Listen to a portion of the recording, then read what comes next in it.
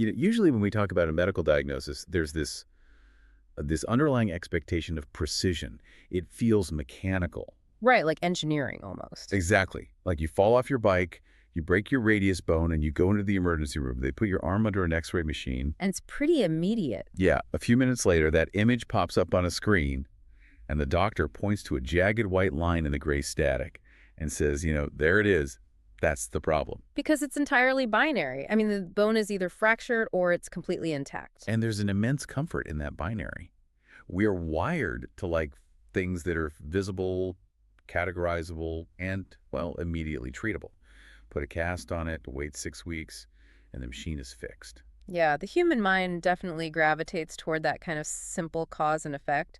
It's really why we struggle so much when the ailment isn't something you can just, capture on an X-ray or a blood test. Which brings us directly into the world of neurodevelopment, trauma, and specifically cognitive skill acquisition. Oh, absolutely. Because you step into a kindergarten or a first-grade classroom, and suddenly that X-ray machine is utterly useless.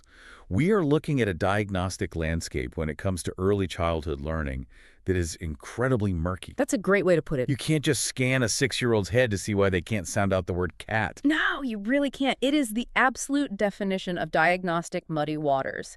The variables are astronomical. You're dealing with, well, you've got working memory, phonological processing, socioeconomic background knowledge, emotional regulation, and linguistic exposure, and it's all tangled up together. And that tangled web is our singular focus today.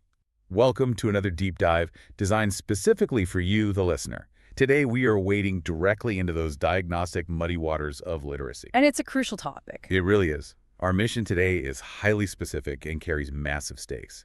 We are going to master the core content of the Science of Teaching Reading exam, widely known as the TExES 293. It is a formidable assessment, but its existence is deeply necessary. It acts as a gatekeeper to ensure that educators who are put in front of young minds truly understand the underlying cognitive mechanics of how a human brain actually learns to read. We need to set some ground rules right out of the gate, though. We are not going to spend this deep dive running through test formatting trivia. No, definitely not. We are going to talk about time limits or how many bathroom breaks you get or the exact ratio of multiple choice questions to constructed responses. Right, you can just pull a PDF off the internet for that in 30 seconds. Exactly. What we are doing instead is a comprehensive masterclass on the actual reading science, the explicit pedagogy, and the targeted cognitive content you need to internalize. And not just to pass this exam, but to actually become a highly effective interventionist in the classroom. Because passing the exam is really just the administrative gateway. The actual knowledge, the science we are about to unpack, is what fundamentally alters the trajectory of a student's life. So to map this out, we have pulled together a highly specialized stack of sources. We're drawing from the official educator preparation manuals provided by the Texas Education Agency, incredibly granular diagnostic literacy data breakdowns from root literacy design, and deep dive research into academic vocabulary tiers from structural learning. And we also have that brilliant set of strategic frameworks developed by educational researchers Dr. Yun Yan and Dr. Caleb Hood over at Lamar University. Right. And when you synthesize all those sources, a singular unifying truth emerges about reading instruction. And it's a truth that forces a lot of adults to completely rethink their own assumptions about literacy. It really does. Okay, let's unpack this. Transitioning into the core philosophy of this exam requires us to accept a fundamental biological reality. Reading is not a natural human instinct. No, not at all. We are biologically hardwired to speak. If you put a child in the social environment, they will naturally absorb and produce spoken language. But humans are absolutely not hardwired to read. It is a completely artificial, culturally invented, complex process. And because of that, it requires explicit, systematic instruction to physically rewire the brain. That realization alone is a massive paradigm shift. Historically, education has often operated on a deficit model, particularly when dealing with a skill that educators mistakenly assume should be, natural. Right. And under a deficit model, you look at a struggling student, identify what they lack, and try to drill the broken part. It treats the student like a broken machine. Yeah. But the modern science of reading, and by extension this exam, heavily emphasizes the complete opposite. It demands an assets-based approach. Right, the assets-based approach. But let's move that from an academic buzzword into reality.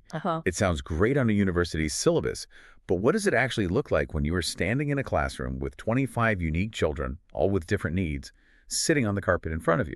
Practically speaking, an assets-based approach focuses first and foremost on the cognitive and cultural capital a student already possesses. You are required to evaluate their familial background, their cultural touchstones, their primary linguistic framework, and their developmental characteristics. And you view them not as hurdles to overcome, but as the literal foundation you will build upon. So if I have a student who just immigrated and speaks only Spanish at home, a deficit model looks at them and says, this child has zero English skills. We are starting from below zero. Exactly. But an assets-based approach looks at that exact same student and says, this child already possesses a massive, complex linguistic foundation. They understand syntax, they understand that words carry meaning, and they have mastered the phonemic structure of a Romance language. That's spot on. So the question becomes, how do we use that existing neural architecture to map English onto it? That is the exact framing the exam will test you on. And it manifests most clearly in how a teacher structures their classroom environment. Think about reading groups. Oh yeah, the classic reading groups. Yeah. Right. The old deficit model would give everyone a standardized test in September, sort the kids into the low raters, the average readers, and the high readers, and just lock them into those rigid groups for the rest of the year. And then the low group just becomes an identity for those kids. Exactly. But an assets-based approach mandates continually adjusted, flexible groupings. You use daily or weekly assessments to find a highly specific asset or a highly specific gap. Then you group a few kids together for a week to address that one micro skill, and then the group dissolves. Because learning is fluid. Precisely. The grouping is completely fluid because the learning process itself is fluid. That makes profound pedagogical sense. It prevents children from internalizing a label of, I'm a bad reader. Yeah. But I do want to dig into a very specific scenario that comes up constantly when discussing reading difficulties, because there is a massive amount of misinformation out there. Let's hear it. What about dyslexia? The common cultural narrative is that a dyslexic child looks at a book and the letters are physically jumping around on the page, or swimming, or reversing themselves. Right, the swimming letters myth. Yeah. And the common intervention you see pushed everywhere is using specialized fonts like Open Dyslexic, or putting transparent colored overlays, like a blue plastic sheet over the textbook to calm the visual jumble down. So, wait, if I get a question about dyslexia on this exam, are they looking for me to deploy those colored overlays? If you take away nothing else from this entire discussion, let it be this. Convergent neurobiological research has definitively proven that dyslexia is a linguistic issue, not a visual one. Wow, okay. The letters are not literally jumping around on the page. The glitch is not happening in the child's eyes or even in the visual processing centers of the brain.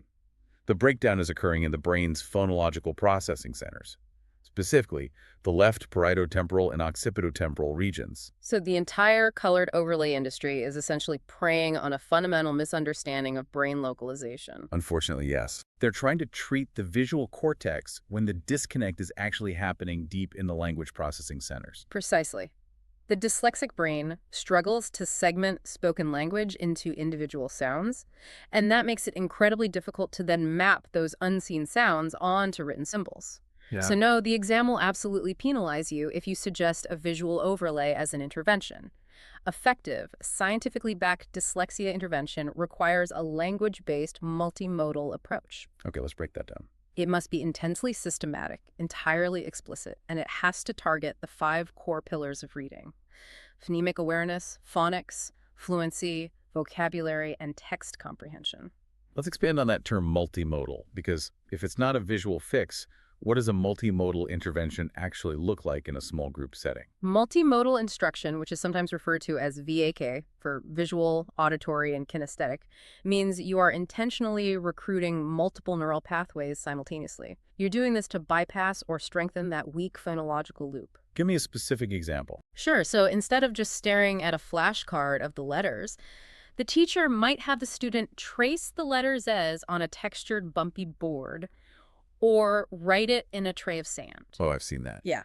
While their finger is physically tracing the shape, feeling the friction of the sand, their eyes are watching the shape form, and their mouth is simultaneously articulating the continuous sound out loud. So they are feeling it, seeing it, and hearing it in one synchronized cognitive event. Exactly. You're using the tactile motor system, the muscle memory of the hand, to help anchor the spoken foam to the printed graphene. That is a radically different approach than just handing a kid a blue piece of plastic. It really is. It's the difference between masking a symptom and physically rewiring the underlying neural circuitry. But to deploy these highly targeted assets-based interventions, whether it's multimodal sand tracing for dyslexia or an advanced vocabulary lesson for a gifted reader, a teacher first has to know with surgical precision exactly where that student stands. Right. You can't prescribe the medicine if you haven't diagnosed the disease. Exactly. Which means we need to seamlessly cross the bridge from overarching educational philosophy into the highly technical science of reading assessment. The exam framework is incredibly rigid about the assessment ecosystem. Looking at the sources, we have a barrage of terms here: screening, formative, summative, and diagnostic assessments. And for an educator sitting down to take this test, mixing these up is catastrophic. Definitely. I actually have an analogy that I think clarifies the mechanisms behind these four distinct tools. Oh, I am fully on board. Walk us through the analogy. Okay, let's think of the entire process of teaching a child to read as running a high-end Michelin star restaurant. Okay, I like where this is going. Screening assessments are like checking the temperature of every single guest walking through the front door before they even sit down. It is a rapid, universal early warning system just to see if anyone has a fever. Right. Doesn't tell you what disease they have, just that a red flag is up. That maps perfectly to tools like Dibbles or universal kindergarten screeners. 2 minutes per kid, just checking for baseline risk. What's next? Next is formative assessment. This is when the head chef is actively cooking the soup on the stove and they take a spoon and taste it. It's happening during the cooking process. Oh, it's ongoing. Exactly. It allows for immediate low-stakes adjustments. If it needs more salt, you add salt right then and there. Summative assessment, on the other hand, is when the soup is completely finished, poured into the bowl, and served to the notoriously harsh food critic sitting at table 4. Ah, so it's final. Yes. The cooking is over. You cannot change the soup anymore. You are simply receiving the final high-stakes evaluative score. So formative is the daily exit ticket, and summative is the end-of-year standardized state test. That leaves the most critical one for our purposes, diagnostic. Right. Diagnostic assessment is what happens when the food critic takes a bite of the soup, gags, and sends it back. Yeah, and the chef doesn't just guess what went wrong. The chef takes that bowl of soup into a literal science lab, puts it under a mass spectrometer, and analyzes the chemical composition to figure out exactly why it tastes like dish soap. You are isolating the absolute root cause of the failure. That is a phenomenal conceptual framework because it really highlights the actionable nature of diagnostic data. Yeah. The STR exam expects you to be that lab technician analyzing the chemical composition of student errors. And the root literacy design data we are pulling from provides incredible insight into what this lab work looks like in reality.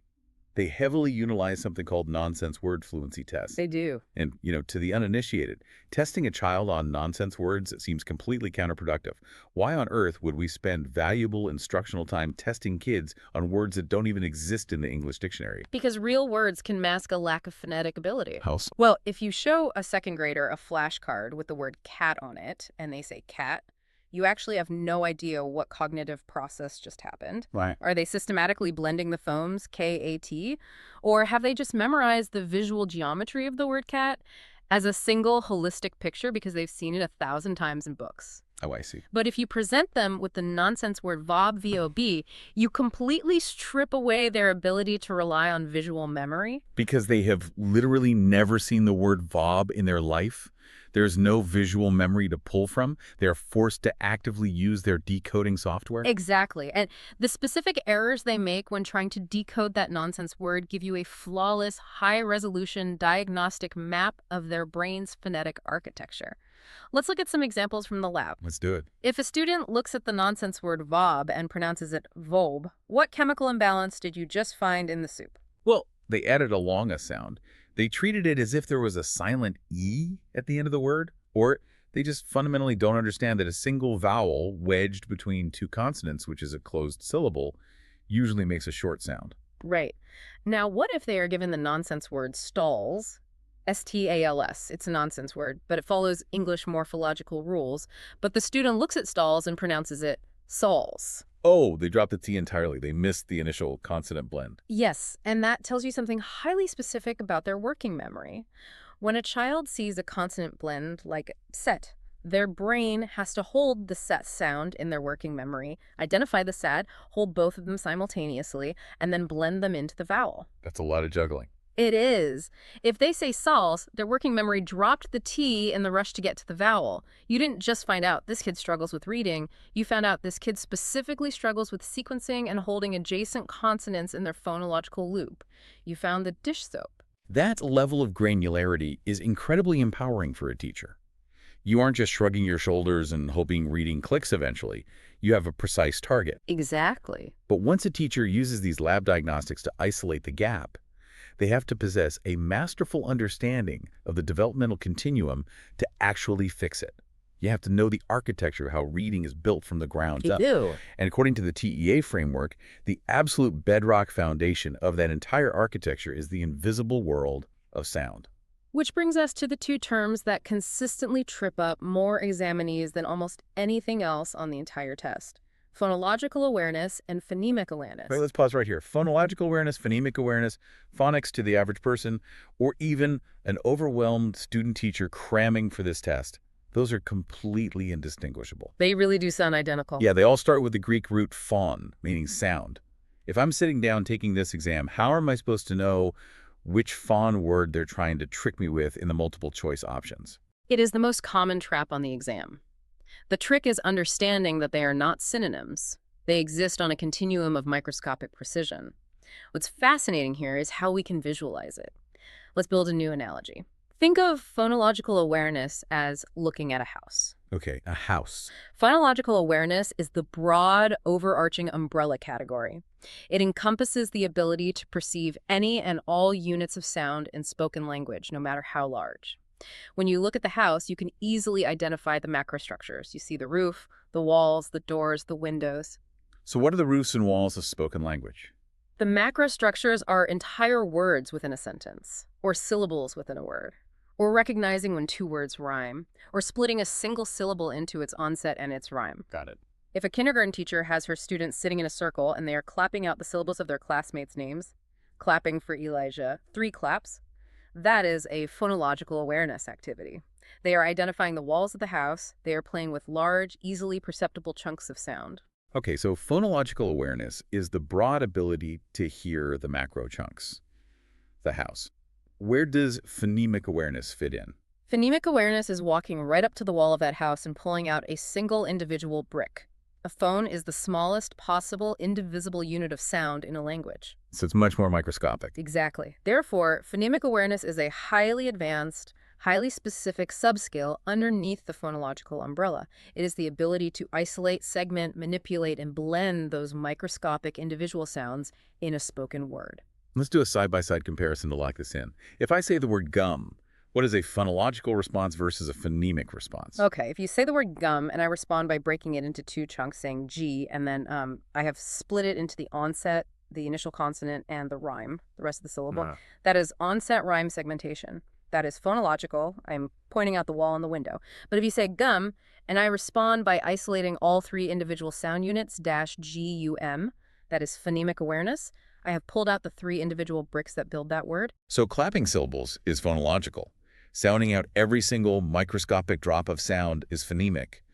And the crucial thing to remember here is that both of these happen completely in the dark, right? There are no letters involved yet. That is a vital distinction for the exam. Phonological and phonemic awareness can be done entirely with your eyes closed. It is strictly auditory. Wow, okay. The moment you introduce a written letter on a whiteboard, you have crossed the border into phonics. The exam will give you scenarios to test if you know the sequence. If a student can successfully segment onset and rhyme, but fails when asked to isolate individual phonemes, your next instructional step must target the phonemic level. Meaning identifying initial, medial, and final sounds using spoken words and maybe picture cards, but strictly avoiding letters until the auditory skill is secure. Here's where it gets really interesting, though. The sources introduce a fascinating complication here, specifically regarding English learners, because phonemes are the smallest units of sound, but we know that not all human languages utilize the same set of phonemes. The bricks are different, depending on what country you're building the house in. They are.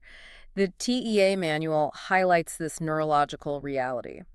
Babies are born with the universal capacity to hear and distinguish all possible human speech sounds, but neuroplasticity is brutally efficient. How so? By the time an infant is roughly 10 months old, their brain begins to prune away the neural connections for sounds that are not present in their ambient home environment. They literally lose the neurological hardware to perceive sounds they don't hear regularly. So if a specific phone simply does not exist in the student's native language, they might physically not be able to hear it, let alone produce it, when they enter an English-speaking classroom. Which means if you have an English learner who is failing to perceive an English phone, just repeating the sound louder and slower is an exercise in futility. The exam expects you to deploy a highly specific intervention called articulatory feedback. Articulatory feedback. Break that down for us. What is the teacher actually doing? The teacher is making the invisible auditory sound visible and physical. You are explicitly teaching the student the anatomical mechanics of the human mouth. You teach them exactly where to place their tongue, how to shape their lips, and how to control the airflow to force their body to produce the unfamiliar English sound. Give me an example of what that looks like. Let's say a Spanish-speaking student is struggling with the English V sound, like in the word very, and they keep saying berry. In Spanish, the V and B sounds often function as an allophone, a bilabial fricative where the lips come close together but don't quite touch. To an English speaker, it sounds like a soft B. To teach the distinct English V, the teacher would use a hand mirror. They would instruct the student to physically place their top teeth over their bottom lip. Then they would teach the concept of a voiced consonant versus an unvoiced consonant. Voiced meaning the vocal cords are vibrating. Yes. The teacher would have the student place their fingers on their own throat. They would make the sound an unvoiced consonant and feel that there is no vibration, just airflow. Oh, that makes sense. Then, keeping their teeth on their bottom lip, they turn their voice box on to make the V sound, feeling the vibration in their throat. You are using tactile feedback and physical anatomy to build a completely new phone from scratch. That is incredible. You are physically engineering the hardware of the mouth to upgrade the software of the brain. But making the sound with your mouth is only half the battle. Eventually, that physical sound has to be permanently anchored to an arbitrary shape printed on a piece of paper. We have to cross the bridge from the invisible auditory world of phonemic awareness into the visible visual world of phonics and the alphabetic principle. And that transition is the core of competencies relating to decoding. The alphabetic principle is the foundational understanding that written letters, graphemes, represent spoken sounds phonemes in a systematic, predictable way. But the exam requires the test taker to understand that this systematic mapping isn't just thrown at a child all at once. There is a deeply researched, heavily structured architecture to how phonics skills must be introduced. You don't just hand a kid a dictionary and say, good luck. Walk us through that architecture. Why do we teach certain patterns before others? It all comes down to managing cognitive load. You begin with the most consistent, predictable patterns. You start with VC, vowel consonant, words like at or up. Then you move to CVC, consonant vowel consonant, words like cat, map, or pig. Because in those closed syllable structures, the short vowel sound is almost perfectly consistent. The A says A says A says I. It builds immediate confidence. Exactly. Once the brain has automated those simple structures, you increase the cognitive load slightly. You introduce consonant digraphs. This is when two consonant letters combine to create a completely new single phone. The classic examples are S and H combining to make the single sound, or C and H making chick. And the exam often tries to confuse digraphs with consonant blends, right? Frequently. A digraph is two letters, one sound, like sh. A consonant blend is two letters, but you still hear both individual sounds, they just slide together quickly, like the S and T in stop, ST, or the F and L in flag. The brain processes a digraph differently than it processes a blend. So we have CVC words, digraphs, and blends. Where does the architecture go as the words get longer? Then you introduce the silent E pattern, often referred to as CVC. This is a massive cognitive leap because the child has to look at the end of the word to know how to pronounce the middle of the word. Oh, right, because the E at the end reaches back and forces the vowel to say its long name. Yes, turning tap into tate, or bit into bite. Following that, you introduce vowel teams, where two vowels sit adjacent to each other to make one long vowel sound, like the A and I in rain, or the O and A in boat. And then comes the bane of many early readers, the R-controlled vowels. The bossy R patterns like R, or, and R. These are particularly difficult because the consonant R actually reaches backward and distorts the vowel sound completely. The A in car sounds nothing like the short A in cat or the long A in cake. It has been entirely hijacked by the R. It's a staggering amount of code for a 6-year-old brain to internalize. How does a teacher actually facilitate this? The sources mention a very specific visual tool called Elkonin boxes or sound boxes. How do those help crack the code? Elkonin boxes are a visual scaffolding tool that forces the student to map the invisible phonemes onto the visible graphemes. The student is given a drawing of an object, say a sheep, and below the drawing is a row of blank squares. The catch is the number of squares matches the number of sounds in the word, not the number of letters. Okay, let's walk through the mechanics of that. The word is sheep. S-H-E-E-P. 5 literal letters.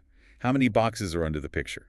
There are exactly 3 boxes because there Yeah. are only 3 phonemes. S-E-P. The student has to physically write the letters into the boxes. In the first box, they must write S and H together. Why? Because it proves to them visually that those 2 letters are acting as a single unit of sound.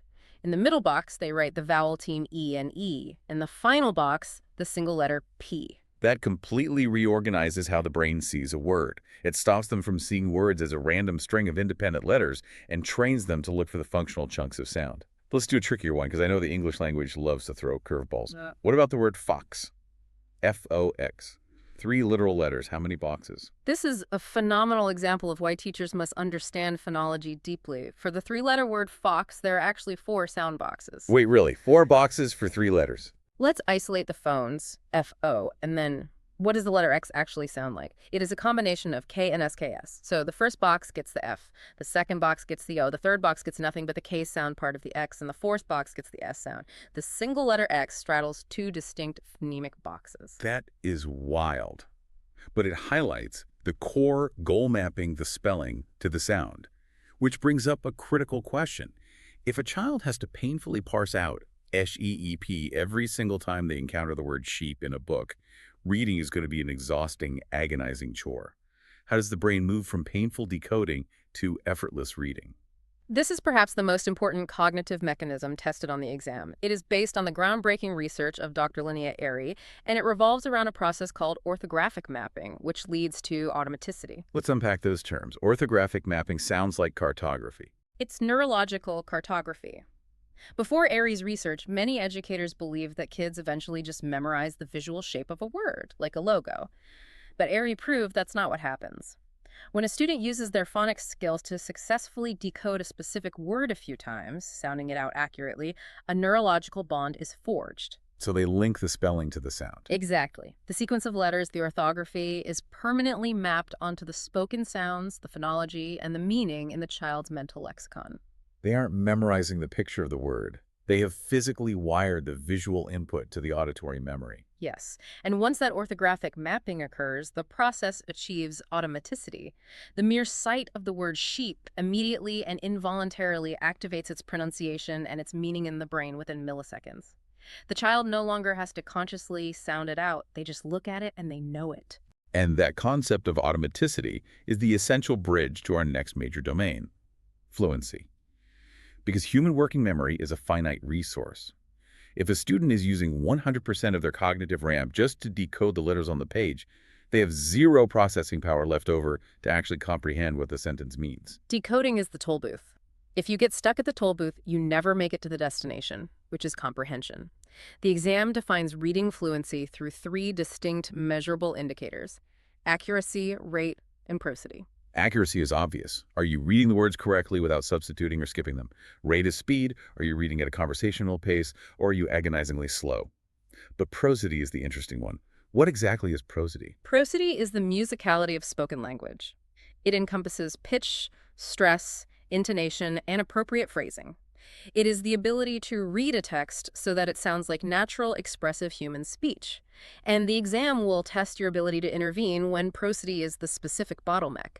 You might be presented with a scenario where a student has perfect accuracy and their rate is fast, but they sound like a monotone robot churning through a manual. If they are reading accurately, their decoding is fine. So giving them more phonics flashcards isn't going to cure robotic reading. What is the scientifically backed intervention for a lack of prosody? The primary intervention is explicit teacher modeling using phrase-cued texts. The teacher takes a passage and literally draws visual markers like slashes or swoops under natural linguistic phrases. Ah, to chunk it up. Right. Instead of seeing a sentence as 20 disconnected words, the text is chunked into meaningful phrases. The teacher reads the phrase-cued text aloud, modeling the appropriate emotion, pausing at the commas, raising their pitch at a question mark.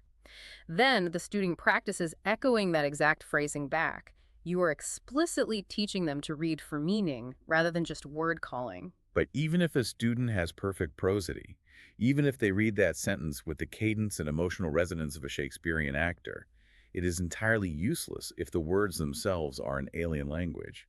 You can fluently decode a sentence, pause at all the right commas, and still have absolute zero comprehension if the vocabulary isn't there. Which brings us out of the mechanics of reading and into the high-altitude academic world of vocabulary development. This is where we encounter the three-tier vocabulary framework developed by researchers Beck, McEwen, and Kukan. If you are taking the STR exam, you must have this framework committed to memory. Let's break down the tiers, starting at the bottom. Tier 1 seems fairly straightforward. Tier 1 consists of everyday foundational words. Happy, clock, run, house, baby. These are words that native English-speaking children typically acquire naturally through daily conversation and exposure. They rarely require explicit, dedicated instructional time in a mainstream classroom, though obviously English learners will need targeted support here. Let's skip the middle for a second and jump to Tier 3. Tier 3 words are highly specialized, domain-specific technical terms. Think of words like photosynthesis, isosceles, legislative, or tectonic. These words are absolutely vital, but they have a very narrow application. You only use the word isosceles when you are in a geometry class. Therefore, they are usually taught naturally by the subject area teacher precisely when that specific topic arises. Which leaves us with the middle layer, the sweet spot, Tier 2. Tier 2 is the absolute goldmine of reading comprehension. These are high-utility, cross-disciplinary academic words. We are talking about words like evaluate, analyze, significant, contrast, consequence, justify, formulate. Why are these considered the gold mine? Why does the exam and the structural learning research place such a massive emphasis on Tier 2? Because Tier 2 words act as the operational system for all academic thought. A student who deeply understands the word evaluate can use it to evaluate the reliability of a historical primary source in history class, evaluate a scientific hypothesis in biology, or evaluate a protagonist's moral choices in literature. That makes sense, across subjects. Furthermore, Tier 2 words make up the DNA of almost every standardized test prompt. If a student doesn't know the nuanced difference between the command to describe something and the command to evaluate it, they are effectively locked out of demonstrating their knowledge, regardless of how much they actually know about the subject. The return on investment for teaching Tier 2 vocabulary is astronomical. So how do we actually teach them? Because the old school method of giving kids a list of 20 words on Monday, telling them to look up the definitions in a massive dictionary and testing them on Friday is notoriously ineffective for long-term retention. Oh, absolutely ineffective. The exam demands explicit, robust, deep processing instruction. One of our most highly effective frameworks for this is the Frere model. It is a four-square visual graphic organizer that forces a student to attack a word from multiple cognitive angles. Let's not just talk about the Frere model. Let's actually walk through one. Let's use that Tier 2 word you mentioned. Evaluate. I have a piece of paper divided into 4 squares with the word evaluate written in a circle in the dead center. What goes in the top left square? The top left is the definition, but it must be written in student-friendly language, not dictionary jargon. So for an elementary student, the definition of evaluate might be to look at something very carefully and decide how good, bad, or useful it is. Simple and accessible. What is the top right square?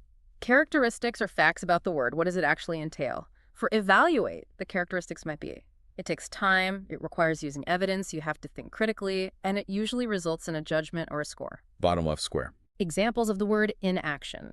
Evaluating a math problem to double-check if the answer is correct. A judge evaluating a gymnast's routine. Evaluating a movie to decide if you want to recommend it to a friend. And the final square, the bottom right. I know this is often considered the most powerful part of the model. The non-examples. What is the word not? This forces the deepest level of cognitive processing because a child cannot fake a non-example. They have to truly understand the boundaries of the concept. A non-example of evaluate would be, just guessing the answer on a test without looking, or picking a shirt out of the closet with your eyes closed, or blindly agreeing with whatever your friend says. By the time a student finishes that single piece of paper, they haven't just memorized the definition, they have mapped the conceptual boundaries of the word. The sources also mention morphological awareness as a key vocabulary strategy. How does morphology fit into Tier 2? Morphology is the study of morphemes, which are the smallest units of meaning in a language. This means teaching students how to break complex words down into their component parts, prefixes, root words, and suffixes. Give me an example. If you explicitly teach a student that the prefix un means not, and the suffix able means capable of, you have given them the tools to independently decode the meaning of a complex Tier 2 word like unreliable. You aren't just giving them a fish, you are teaching them the morphological rules to fish for meaning themselves. I understand the power of explicit instruction, like Freire models and morphology matrices, but I have to ask the question that a lot of parents and even some educators default to. Can't kids just learn these words organically by reading a massive volume of books? Do we really need to dedicate 20 minutes of class time to dissecting prefixes if we just mandate an hour of silent reading every day? Wide, voluminous reading is an absolutely essential component of a healthy literacy diet. But relying on wide reading alone to build vocabulary brings us face to face with a sociological and cognitive phenomenon known as the Matthew effect. The rich get richer and the poor get poorer. Exactly, applied to cognitive development by researcher Keith Stanovich. In reading, the Matthew effect describes a brutal downward spiral. Students who enter school with a strong foundational vocabulary find reading relatively easy and enjoyable. Right. Because it is enjoyable, they choose to read more often. Because they read more often, they encounter thousands of new words, enriching their vocabulary further. The cognitive rich get richer. And the inverse is devastating. Students who enter with a weak vocabulary find reading to be a frustrating, exhausting struggle. Because it is painful, they avoid reading whenever possible. Because they avoid text, they are denied the organic exposure to new Tier 2 words. Every single year, the gap between the strong readers and the struggling readers compounds exponentially until it becomes an unbridgeable chasm. So relying purely on just read more books practically guarantees that the kids who are already behind will permanently stay behind. Explicit, rigorous Tier 2 instruction isn't just a good idea, it is a fundamental equity issue. It is the only deliberate mechanism a teacher has to interrupt the Matthew effect. And once a student is armed with automatic decoding skills, fluid prosody, and a rich, robust Tier 2 vocabulary, they are finally prepared to ascend to the ultimate peak of literacy. Comprehension. Domain the third of the exam framework. Comprehension of literary and informational texts. This is where the mechanics of reading must synthesize into the creation of meaning. And when you analyze the sources regarding comprehension, a massive, undeniable theme emerges: the absolute supremacy of background knowledge, or schema. Schema theory is fascinating. It posits that reading comprehension isn't just a generic skill you apply equally to any text. Your ability to comprehend a text is deeply tethered to what you already know about the specific subject matter. The classic illustration of this is the famous Rhett and Leslie baseball study. They took middle schoolers and divided them into groups based on two factors: their generalized reading ability, high or low, and their knowledge of the game of baseball, high or low. They gave all the students a text describing a half inning of a baseball game and tested their comprehension. And the results totally upended how we view reading comprehension. Completely. The kids who tested as poorer readers, but who happened to be baseball fanatics with high background knowledge, vastly outperformed the strong readers who knew nothing about baseball. That's amazing. The background knowledge completely compensated for their lower reading skills. The strong readers possessed all the phonetic and vocabulary tools, but because they lacked the mental scaffolding, the schema of what a shortstop or a double play was, they couldn't attach the words to any meaningful mental model. The implications for the classroom and for this exam are massive. If you have an English learner or a student from a disadvantaged socioeconomic background whose reading comprehension scores fluctuate wildly, say, they read a story about a playground perfectly, but completely fail a passage about riding a subway, the first thing a teacher must assess is not their phonics, but their background knowledge. Exactly. They aren't failing because they can't decode the words. They're failing because they have lived on a farm their whole life and have zero mental scaffolding for a subway system. And the exam will explicitly test your ability to proactively build that schema before the reading begins.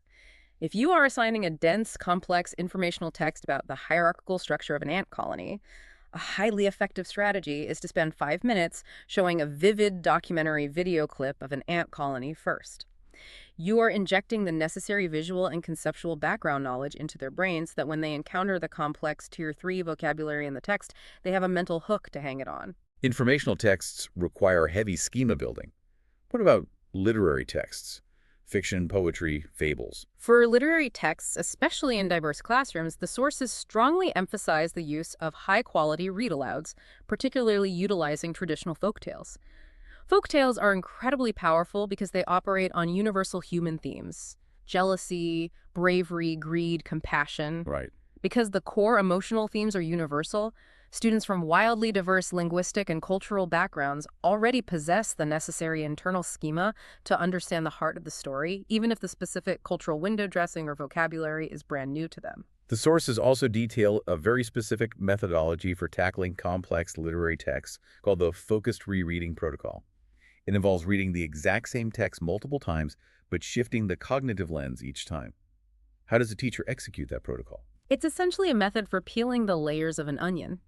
On the first read-through, the cognitive load is entirely dedicated to general understanding, the gist. Who are the characters? What is the basic plot? What happened at the end? You don't stop to analyze metaphors, you just get the lay of the land. Once the basic plot is secured, you go back for the second read. The second read is highly analytical. The teacher focuses the student's attention on analyzing the author's craft and structural choices. Why did the author choose to write this novel in the form of diary entries? Why did the author use this specific recurring metaphor of a storm whenever the antagonist appears? You are analyzing the blueprints of the story. And then the third read. The third read culminates in collaborative, text-dependent discourse. The teacher poses complex, open-ended questions, and the students must make analytical claims and, most importantly, physically locate specific textual evidence to support those claims. It is a deep, rigorous interaction with the text that is only possible because the first two reads cleared away the initial cognitive hurdles. I noticed another incredibly powerful comprehension strategy in the sources. Teacher think-alouds. We spend so much time telling kids what to think, but think-alouds model how to think. Oh, think-alouds are essential. There's a great example of a teacher reading a set of instructions for building a birdhouse. The text says, Step 1, tie the string securely to the top and bottom of the pine cone. The teacher reads that sentence, immediately pauses, looks up, and says out loud, I wonder why the instructions are telling me to tie the string first before I do anything else. Let me keep reading. Step 2 says to roll the pine cone in thick, sticky honey. Now I understand. If I didn't tie the string on first, my hands would be completely covered in sticky honey when I tried to tie the knot. That is a masterclass in modeling metacognition. Metacognition is simply thinking about your own thinking. For struggling readers, the internal monologue of a good reader is completely invisible. They just think good readers magically know the answers. Yeah. By performing that think aloud, the teacher is taking the invisible internal act of monitoring comprehension, questioning the text, and drawing conclusions based on background knowledge, knowing that honey is sticky, and broadcasting it out loud for the students to emulate. It's breathtaking when you pull all the way back and look at the sheer scale of what we've covered. From the microscopic neurobiology of a single unvoiced foam, building up to the orthographic mapping of a grapheme, smoothing out into the rhythmic prosody of a sentence, expanding through the morphological breakdown of a Tier 2 word, and culminating in the metacognitive think-aloud of an entire literary text. It's an incredible intellectual journey. It is. But it brings us to the harsh reality for you, the listener.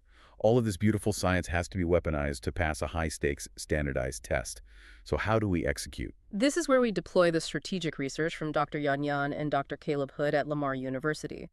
They conducted a deep structural analysis of the STR exam and categorized the scenario-based questions into highly predictable types, providing specific mental filters to eliminate distractors. Let's walk through their mental gymnastics for the multiple choice section. The most common hurdle is the classic pedagogical scenario question. The prompt will inevitably read something like, a first grade teacher wants to prepare a lesson to help her English learners isolate initial sounds in spoken words. And then you are presented with 4 incredibly dense, paragraph-long answer choices, all of which sound like wonderful, progressive teaching practices. Right. The Lamar University strategy is to ruthlessly filter every choice through a specific sentence stem derived from the prompt's core objective.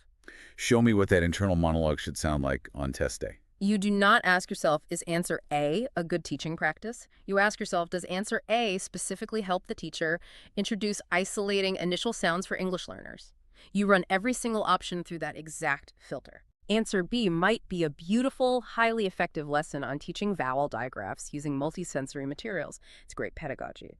But it fails the filter because the objective was initial sounds, not vowel digraphs. Test writers intentionally include phenomenal teaching practices as distractors to catch test takers who lose sight of the specific target. That is a critical mental discipline. Stay married to the specific objective of the prompt. But multiple choice is only 80% of the battle. The final 20% of your total score rests on the constructed response, the essay. It is 400 to 600 words of sheer pedagogical analysis. How do we survive it without crumbling under the pressure? You survive it by removing the emotion and treating it like a rigid mathematical formula. The Yan and Hood research provides a foolproof structural method. When you click to the essay portion, you will be hit with a mountain of exhibits: a student's reading profile, their fluency scores, their comprehension checks, maybe a spelling inventory. Alongside the data is a page of instructions ending in 5 specific bullet points. 5 bullet points. Do not skim those bullet points. Those 5 bullet points are the exact blueprint for your 5 paragraphs. You use them as a merciless checklist. Let's explicitly build out that 5-paragraph formula. What is the architecture of the perfect essay? Paragraph 1 is entirely diagnostic. You identify one highly specific, significant foundational reading skill need, and you prove it by citing exact evidence from the exhibits. Paragraph 2 is intervention. You describe a highly specific instructional strategy to address that exact foundational need. Then what? Paragraph 3 shifts gears. You identify one significant reading comprehension need, again citing specific textual evidence from the exhibits. Paragraph 4 is the comprehension intervention. You describe an instructional strategy to fix that comprehension gap. And finally, paragraph 5 is the justification. You explain the underlying cognitive science of why both of your chosen strategies are effective and how they directly align with the TExES Essential Knowledge and Skills, or TK. Let's make this utterly concrete by running through a detailed case study provided in the TEA preparation manual. We are presented with Daniel, a 6-year-old student currently in the middle of 1st grade. We review his diagnostic lab data. His nonsense word fluency scores are deeply concerning. Specifically, when he is asked to read CVC words, he reads the word pack as pick, he reads grins as grits, and he reads lap as lip. What is the chemical imbalance in Daniel's soup? The data is screaming at you. His foundational need is a severe inability to decode medial short vowels. He is constantly substituting them. So for paragraph 1, you write, based on the provided assessment data, Daniel demonstrates a significant need in foundational reading skills, specifically in decoding words with medial short vowels. The evidence from the word reading inventory clearly shows this gap, as he incorrectly read pack as pick, substituting the short I sound for the short A sound, and lap as lip. The gap is named, the evidence is cited. Move on. Paragraph 2 is the strategy. How do we physically intervene to fix his medial short vowels? The worst thing you can do here is be vague. You cannot write, I will sit with Daniel and practice phonics. You must demonstrate clinical precision. You write, to address Daniel's difficulty with medial short vowels, I will utilize a multimodal touch and say phone grapheme mapping strategy using colored letter tiles. I will provide Daniel with CVC words where the consonant tiles are blue and the vowel tile is red. As he maps the word, I will have him physically touch the red vowel tile and isolate the short vowel sound to build orthographic mapping. That is incredibly precise. You name the strategy, the materials, and the action. Now we shift to paragraph 3, comprehension need. We look at the rest of Daniel's exhibits. After listening to a teacher read an informational passage about how farms work, the teacher asks for a retelling. Daniel can't remember the sequence of events, and he starts inventing details about orange trackers that were never mentioned in the text. That behavior indicates a clear comprehension breakdown regarding the ability to separate the central idea from supporting details. You state that need clearly, and you cite his vague, out-of-sequence retelling and his invention of the orange tractors as your hard evidence. Paragraph 4, the strategy for that comprehension gap. You describe a specific scaffolding tool. I will implement a 2-column graphic organizer strategy. I will create a chart with main ideas on one side and supporting details on the other. I will read the text aloud, utilizing a focused rereading protocol, and pause to ask text-dependent questions so Daniel can collaboratively sort the details into the correct columns. Which brings us to the grand finale, paragraph 5, the why. This is your opportunity to show the graders that you are not just a robot following a script, but a professional who understands the cognitive science. You write, The touch and say strategy using color tiles is highly effective because it provides tactile and visual cues that force Daniel to attend specifically to the medial vowel, transitioning him deeper into the full alphabetic phase of decoding. The two-column graphic organizer is effective because it reduces cognitive load, providing a visual scaffold that trains his metacognitive ability to parse complex informational text, which directly aligns with first-grade TExES for reading comprehension. That is a flawless, undeniable 4 out of 4 response. Let's run through one more rapid-fire case study from the sources to show how adaptable the formula is. We have Haley, a second grader. Her phonics data show she consistently misses final stable syllables, like reading quickly as quick or table as tab, and she misses ending digraphs, reading finished as fini. So paragraph 1 identifies her foundational need as decoding multisyllabic words with final stable syllables and ending digraphs. Paragraph 2's strategy could be implementing a closed and open syllable sort, or using word chaining activities that specifically target manipulating those suffix endings. Then we look at Haley's comprehension data. The exhibits show that when she misreads a word during a passage, she completely stops decoding, looks at the illustration on the page, and just guesses a word that makes contextual sense, even if it starts with completely different letters. She's prioritizing the meaning of the story over the accuracy of the print. A very common issue. She is over-relying on context cues. Paragraph 3 identifies that need. Paragraph 4's strategy must force her eyes back to the text. You could describe a sentence pantomime intervention where you present Haley with sentences on sentence strips with absolutely no pictures. She must read the sentence exactly as written in order to perform the action, removing the visual crutch entirely so she is forced to rely on her word attack skills. The TEA manual provides sample answers that scored a failing 2 and sample answers that scored a perfect 4. And the defining difference between them is the sheer density of the academic vocabulary used by the test taker. You cannot bluff your way through this essay using generic educational buzzwords. Absolutely not. A candidate who scores a 2 writes, "I will use the gradual release of responsibility to teach Daniel phonics." A candidate who scores a 4 writes, "Daniel is currently transitioning into the full alphabetic phase, and this orthographic mapping strategy will force him to attend to medial vowels to build automaticity." You must wield the precise terminology of reading science. Use the words phone, grapheme, automaticity, prosody, orthographic mapping, and metacognition. Show them the depth of your expertise. Which is precisely the expertise we have spent the last hour unpacking. We've journeyed through the philosophical paradigm shift of the assets-based mindset, dismantled the myths of dyslexia, and plunged into the diagnostic lab of nonsense words. We built the architecture of language from the invisible bricks of phonemes to the automated recognition of phonics, navigated the cognitive bottleneck of fluency, climbed into the high-leverage world of Tier 2 vocabulary and schema building, and finally translated all of that science into an executable strategy to conquer the exam. It is a staggering volume of information to synthesize. But when you step back and view it not as a list of isolated test facts, but as a cohesive biological continuum, the miraculous process of how the human brain learns to translate arbitrary visual symbols into profound emotional meaning, it is deeply awe-inspiring. It truly is. And as we wrap up, I want to leave you, the listener, with a final, somewhat provocative thought to mull over as you continue your studies. We have spent this entire deep dive analyzing exactly how systematically, carefully, and explicitly we must engineer a child's brain to handle complex syntax, comprehend intricate text, and wield Tier 2 academic vocabulary. But take a moment and reflect on the cognitive environment of the adult world right now. That is a sobering pivot. In an era where adult media consumption is rapidly shrinking into 15-second algorithmically driven video clips, and where nuance is often flattened into 280-character hot takes, what is happening to our own collective Tier 2 vocabulary? Are we demanding that our 8-year-olds master the deep reading comprehension skills and stamina that we, as adults, are actively losing due to digital atrophy? I challenge you to pay close attention to the complexity of the vocabulary and the depth of the text structures you personally consume this week. Because whether it is a 6-year-old painfully sounding out their very first CVC word, or an adult trying to navigate a dense, complex world, the diagnostic waters are always going to be murky. But the science of how we bring clarity to that noise is beautiful. Thanks for joining us on the Deep Dive.